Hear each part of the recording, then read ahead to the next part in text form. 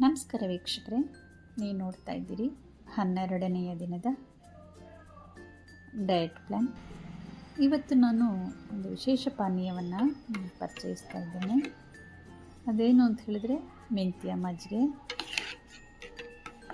ಮೆಂತ್ಯವನ್ನು ನೆನೆಸಿ ಪೇಸ್ಟ್ ಮಾಡಿಕೊಂಡು ಅದನ್ನು ಮಜ್ಜಿಗೆಯೊಂದಿಗೆ ಬೆರೆಸಿ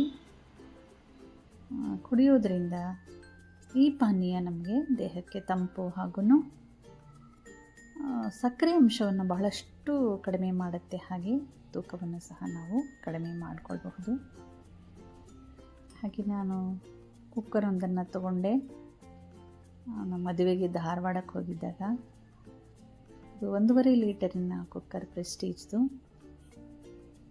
ಅಲ್ಯೂಮಿನಿಯಂ ಪಾತ್ರೆಗಳನ್ನು ಬಳಸುವುದನ್ನು ಕಡಿಮೆ ಮಾಡೋಣ ಅಂಥೇಳಿ ನಾನು ಇದನ್ನು ತಗೊಂಡೆ.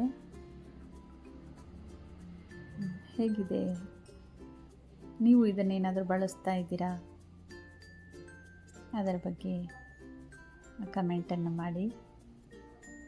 ನನಗೆ ಇದು ಉಪಯೋಗ ಅಂತ ಅನ್ನಿಸ್ತು.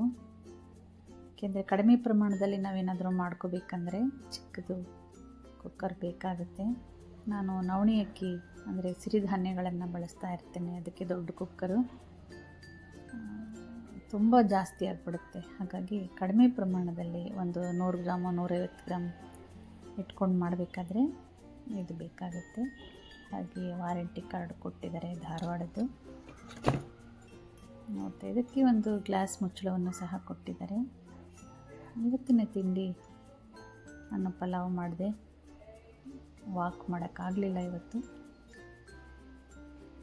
ಹಾಗಾಗಿ ಮಧ್ಯಾಹ್ನಕ್ಕೂ ಮತ್ತು ಬೆಳಗ್ಗೆ ಪಲಾವ್. ಹಾಗೆಯೇ ಚಿಕ್ಕ ಪ್ರಮಾಣದಲ್ಲಿ ನಾನು ಟೀಯನ್ನು ಕುಡಿತಾ ಇದ್ದೇನೆ. ತಿಂಡಿ ಆದಮೇಲೆ ಪುಟಾಣಿ ಲೋಟ, ಒಂದು 150 ml ಇರುವಂಥದ್ದು ಶುಂಠಿ ಟೀಯನ್ನು ಮಾಡಿಕೊಂಡಿದ್ದೆ. ಗಾತ್ರವನ್ನು ಕಡಿಮೆ ಮಾಡಿ, ಮೊದಲಿಗಿಂತ ಅದರಲ್ಲಿ ಅರ್ಧದಲ್ಲಿ ಅರ್ಧ ಭಾಗ ಅಂದರೆ ಕಾಲು ಭಾಗದಷ್ಟು ಟೀಯನ್ನು ನಾನು ತಗೊಳ್ತಾ ಇದ್ದೇನೆ.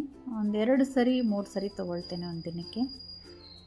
ಮಧ್ಯೆ ಮಧ್ಯೆ ಮಜ್ಜಿಗೆ ಮತ್ತು ನಿಂಬೆಹಣ್ಣಿನ, ಸಕ್ಕರೆ ಇಲ್ಲದ ಹಾಗೆ ನಿಂಬೆಹಣ್ಣಿನ ಪಾನಕ, ಇವು ನನ್ನ ಹಸಿವೆಯಾದಾಗ ನಾನು ಮಾಡಿಕೊಳ್ಳುವಂಥದ್ದು. ಮಧ್ಯೆ ಮಧ್ಯೆ ರಾತ್ರಿ ಊಟಕ್ಕೆ ಒಂದು ಡ್ರೈ ಚಪಾತಿ, ಉಳುಸೊಪ್ಪು, ಅದನ್ನು ಹಾಗೆ ಬಾಡಿಸಿದಂತಹ ಈರುಳ್ಳಿಯ ಜೊತೆಲಿ ನನ್ನ ರಾತ್ರಿಯ ಊಟ. ಹೀಗೆ ಬಾಡಿಸೋದ್ರಿಂದ ವಾಸನೆ ಕಡಿಮೆ ಆಗುತ್ತೆ. ನಮಸ್ಕಾರ.